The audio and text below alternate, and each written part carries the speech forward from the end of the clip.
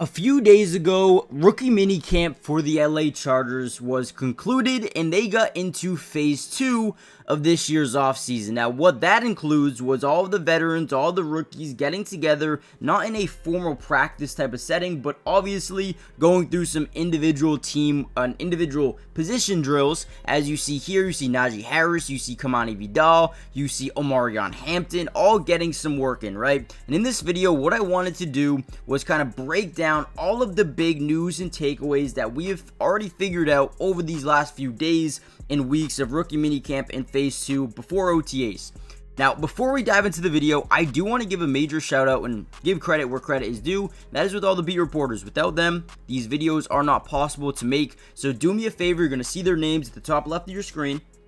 Go follow them on X or Twitter, whatever you want to call it, because guys, they are going to drop these highlights and all of the film, all the news, all the notes before I even do. So again, go give them a follow. And with that being said, let's break down all the takeaways that we've kind of heard about throughout rookie minicamp and phase 2. Now, the interesting thing about rookie minicamp, and again, keep in mind that what you're seeing on the screen is not rookie minicamp. This was more of that phase 2 where we got to see Justin Herbert and we got to see the veterans with the rookies as well. But rookie minicamp was a lot different this year, and Jim Harbaugh made it a priority to make changes going forward. And one of the biggest standouts, one of the biggest things that changed was there wasn't really much 7-on-7 play. There wasn't much 11-on-11 play. There wasn't even a lot of one-on-ones, right? Head-to-head type of player situations. They didn't do that this time around. Now, they did a lot of drills, team drills, walkthroughs, evaluating the player for who they are athletically.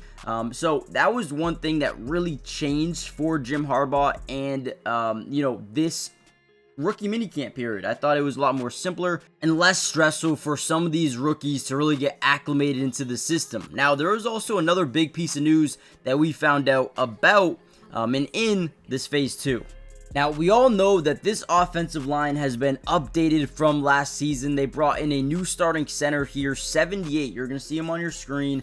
This is new center, Andre James, coming over from Las Vegas and the Raiders.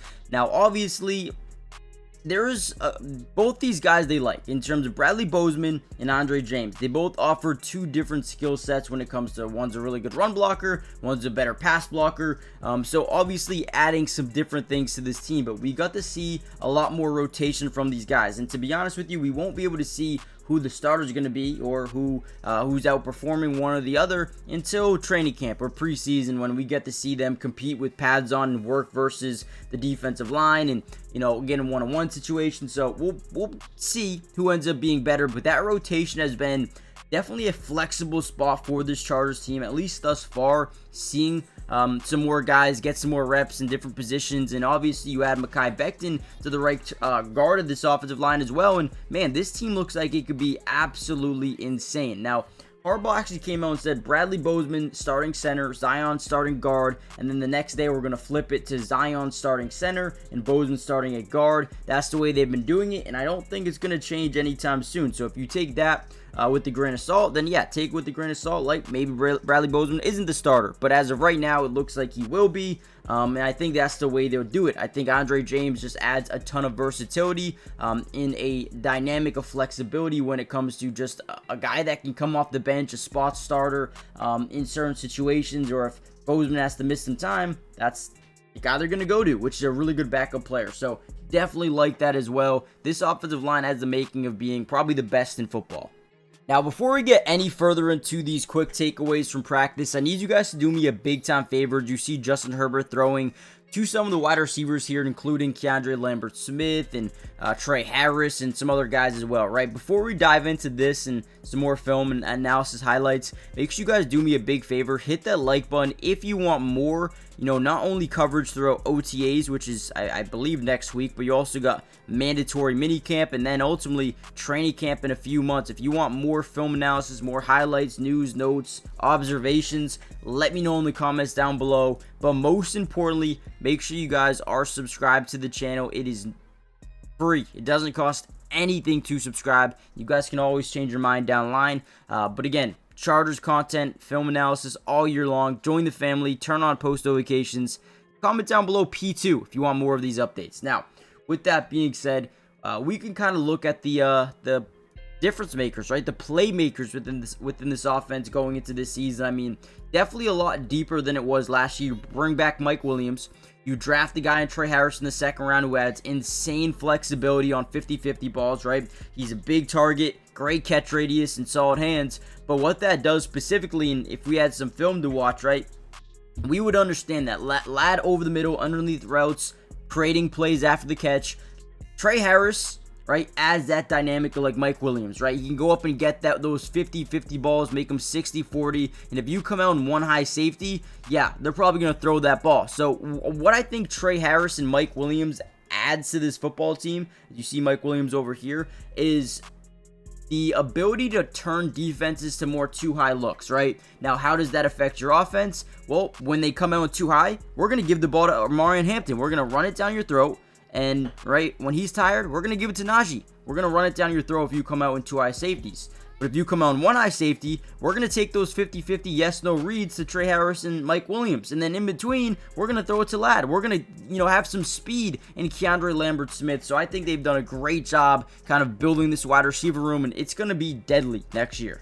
Now, another guy we didn't get to see much of throughout this part of practices was Rondé Gatson. Now, obviously, they have Will Dissly and they have Tyler Conklin, two guys that I think will play a lot this season for them. But Rondé Gatson's someone that they want to work with to develop him as more of a pass blocker and run blocker as well. But when you look at his or the dynamic of ability to, stretch the field, open up the seams, and get down and just make plays after the catch, that is Rondé Gatson. I think he's going to be a big part of this team. Maybe not this year, but in the years to come. I love his explosiveness, and they love this dude coming out of the draft. They were trying to draft him throughout the 4th and 5th round. They snag him in the 5th alongside Keandre Lambert-Smith, and those two guys alone are going to be guys that can compete for spots pretty much right away within the offense. Now, overall, I really like Jamari Caldwell as a nose tackle, potential nose tackle, depending where they want to play him. And then from there, you look at Kyle Kennard. Those two guys alone,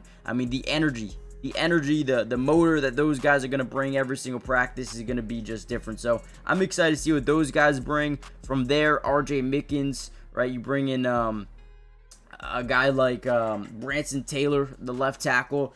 So they've done a really good job this offseason. I'm excited to get more into OTAs. Now, during OTAs, right, we should be seeing a lot more 11-on-11s, right? Maybe some 7-on-7s. And then probably what you guys want to see, the 1-on-1s, man. These get exciting. These get a little bit toxic at times. Guys going head-to-head, fighting for roster spots. It's going to be fun. So make sure you guys stay tuned. Hit the like button. Subscribe to the channel. Join the family. And I'll see you in the next Chargers update. You see Trey Lance here. Justin Herbert. They got some guys, man. I'm excited.